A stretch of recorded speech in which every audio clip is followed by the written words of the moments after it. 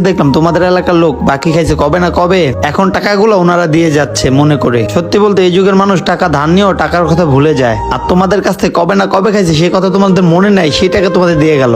না ভাই, এটা আপনার ভুল ধারণা। ওনারা বাকি খাওয়ার টাকা দেয় নাই। সত্য কথা বলতে ওনারা আমাকে মিথ্যা কথা বলে টাকা দিয়ে সাহায্য করতেছে। আমি কিছু বুঝলাম না ভাই, আমাকে একটু বুঝায় বলবা? আমি আমার বাবাকে ভালো করে চিনতাম। উনি এই দোকানে বসতো, উনি কখনো কাউকে 2 টাকা বাকি দিত না। সত্য কথা বলতে উনি চা সিগারেট ব্যস্ত, নিজের আত্মীয় স্বজনকে কাউকে বাকি দিত না। আর ওনারও তো পর।